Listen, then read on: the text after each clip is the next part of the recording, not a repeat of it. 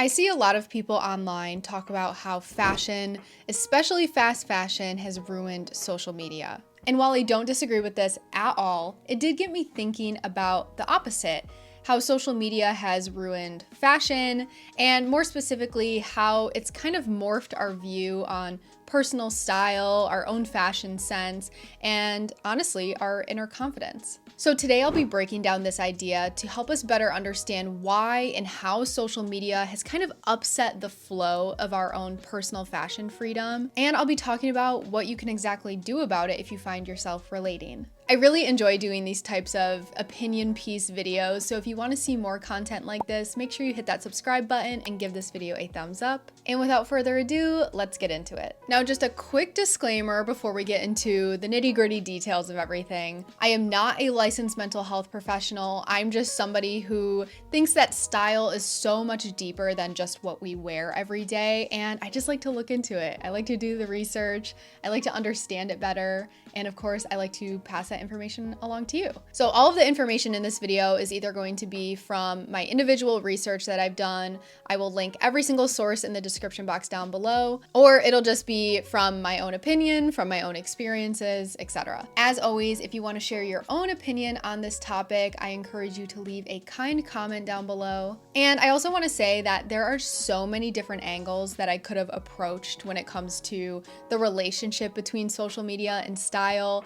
This is what I'm just deciding to focus on for this video, but if you want to see me expand on anything or cover any other topics that might come to mind, again, just let me know in the comments below. All right, so to get started on this topic of social media and style and how it affects us, I first want to talk about social comparison. Social comparison is actually a theory that was first introduced in 1954 by psychologist Leon Festinger. And what the theory of social comparison actually suggests is that people determine their self-worth and their value by comparing themselves to others. So social comparison comes in two forms, upward and downward. And don't worry, I'm gonna tie together how this all relates to style in a little bit. I just think this is really important to know before we move forward. Upward social comparison is when we compare ourselves to people who we perceive as better than us. Those who appear to be more wealthy than us, maybe more conventionally attractive, maybe more successful than us, or a combination of all of the above. And all of these things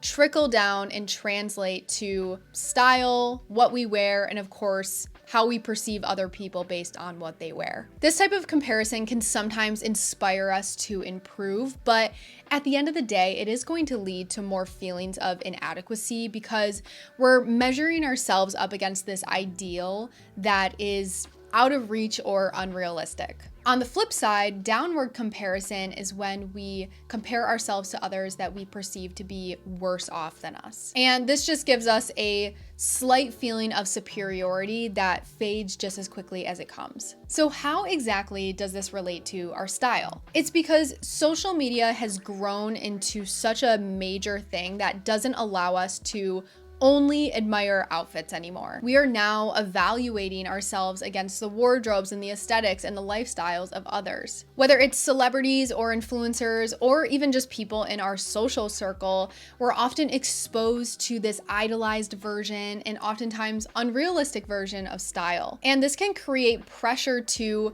constantly upgrade our wardrobes, constantly keep up with the new trends, never repeat outfits, all in an attempt to present ourselves in a way to match the curated feeds that we see all the time. And just to make it clear, this is something I often struggle with as well. Like, I'm not just sharing this information with you.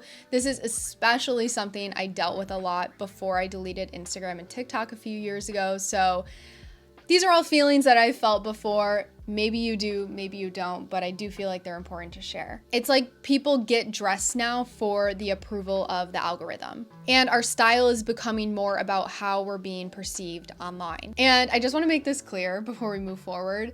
This video is not meant to completely on influencers and social media. I think that there's a ton of benefits to social media. Like, I'm putting out these videos to you guys on social media. I wouldn't be able to do this without social media. And I also want to recognize that the conversation around style and our relationship to it has definitely shifted over the years in the grand scheme of things. There's a lot more self-acceptance, there's a lot more authenticity than we used to see, but it doesn't mean that the negative effects that correlate with our style have completely disappeared. And another thing I want to say is that I am very much painting with a broad brush here. I know that what I'm talking about isn't the case for everybody. I know that we all have different relationships to social media, but as somebody who definitely experienced social comparison and all the other things that I'm going to be talking about today when I was younger, and especially when I was on Instagram and TikTok, I do feel like, knowledge is power, and just passing this information along might help you,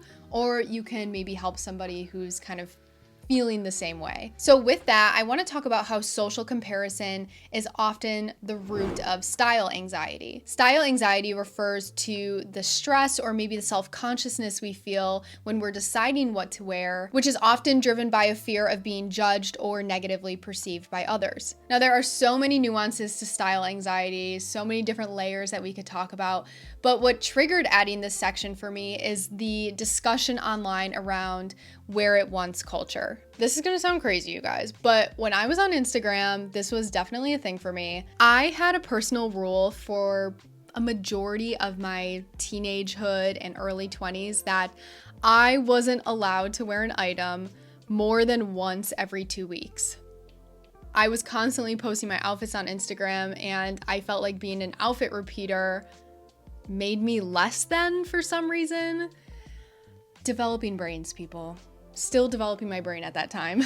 And honestly, I'm sure I got that from somewhere, like my little impressionable mind probably heard somebody say that one time, and then it just stuck for far too long.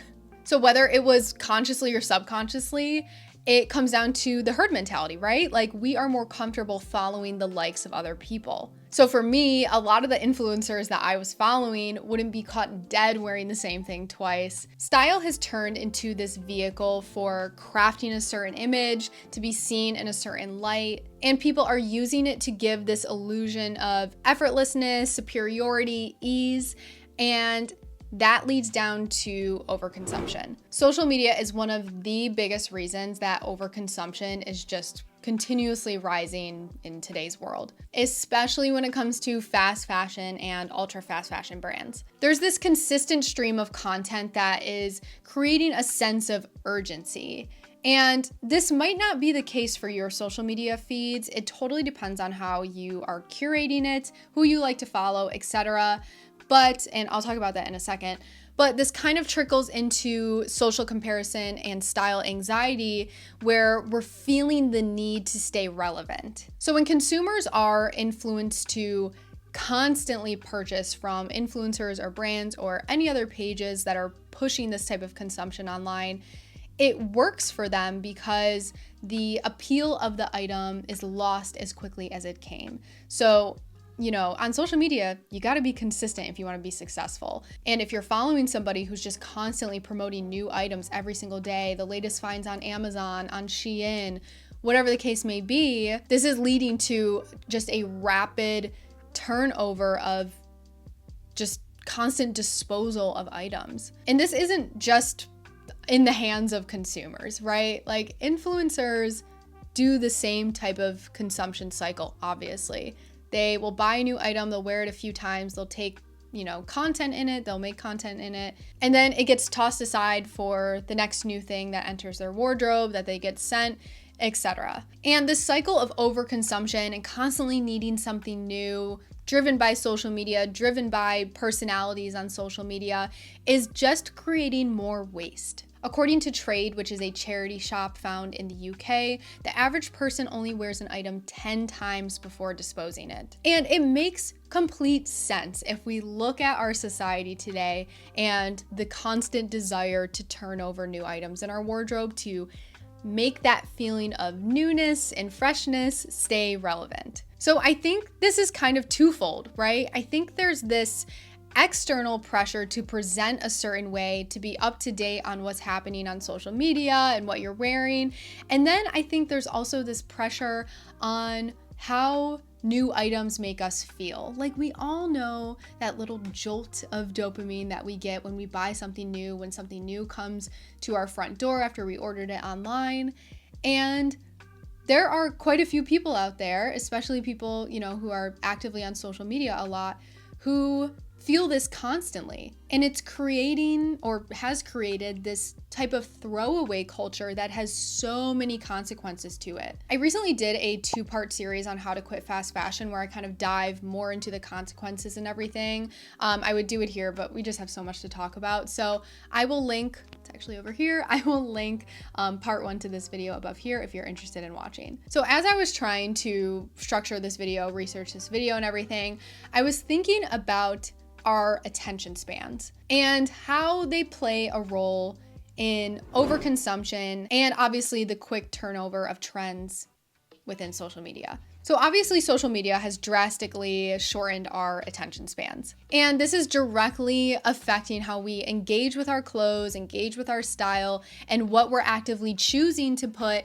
into our closet. So back in 2004, 20 years ago, the average human attention span was about 2.5 minutes. Now it has shrunk to an average of 47 seconds, which when I read that, I was like, even that kind of feels high. I know I deal with this too, especially because when I was younger, Vine was a thing. And if you're a millennial, I'm sure you remember Vine. It was 6-second videos. And I feel like it kind of just set the standard to expect these really bite-sized forms of content throughout our social media realm. And now we see this type of short form content everywhere. If you're watching this video, if I had to guess, I would say your attention span maybe isn't as affected because long form content is long form content. Like, people will sit and watch a 15-20 minute video, no problem. But there's definitely a lot of people who don't and who wouldn't. So this shortening attention span isn't just affecting how we're actually consuming media, but it's bleeding into so many other areas of our lives, including our style. The constant exposure to new trends, new pieces, new aesthetics, what's in, what's out, etc., is making us feel more bored with what we already have in our closet. Our attention is no longer on what we own, but rather what we want. And this boredom is driving us to shop more frequently. And this is often leading to impulse purchases that are temporarily giving us that feeling of having something new in our wardrobe that feels great. We wear it a couple times and then we move on to the next thing. So with all of the things that I just talked about, social comparison, style anxiety, overconsumption, our attention span and how it relates to style, it's been made clear that our style is so much less about building a long-lasting and fulfilling wardrobe, and rather it's about keeping up to date with these ever-changing trends that are dictated by social media. The quicker we tire of our clothes, the more we consume, which just consistently feeds into that cycle of overconsumption. Social media has conditioned us to always be on the lookout for the next best thing. And this is eroding at our ability to appreciate the commitment that we've made to the clothes that we already own. Okay, so that was a lot of information. I don't know if you feel yourself relating to this or not, but just know that if you do, there are steps you can take to kind of fix it, work on it, things that I have personally done myself. I clearly have moved out of the overconsumption trendy type of phase in my life, and whether you have too, or whether you're working on it, or whether this video made you realize you would like to work on it, here are some tips for you. The hardest part is really becoming aware of it. So if you're watching this video, you're clearly aware. Don't be afraid to do your own research, and also don't be afraid to ask questions. Obviously, my comments below are open if you have any questions or anything that you just want to discuss. And if you want to go to a bigger, more public platform, I would recommend Reddit. The sustainable fashion subreddit is great. Also, the female fashion advice subreddit is also great. And if you feel like you just need a general detox or a break, or you just want to learn how to lessen your digital consumption, I would recommend the subreddit Digital Minimalism. It's fantastic. I love it. It has been so good for just talking to other people, hearing from other people on how to lessen your digital consumption, which is obviously a huge factor to your style consumption. So I recommend checking all of those out. But here are some other things that you can do as well. Something that you'll want to do is to work on disconnecting from the cycle. Reducing your social media usage is really going to help you kind of avoid the pressure to overconsume or impulse buy. This one is major because it changed everything for me. I'm not saying that you have to delete your social media like I did, unless you want to, like totally go for it. Sorry about the change of light, you guys. It's a little cloudy outside. Things are happening. You can use the time limit feature on your phone for certain apps, but if you are somebody who hits that ignore time limit button too often, that was me, I completely understand.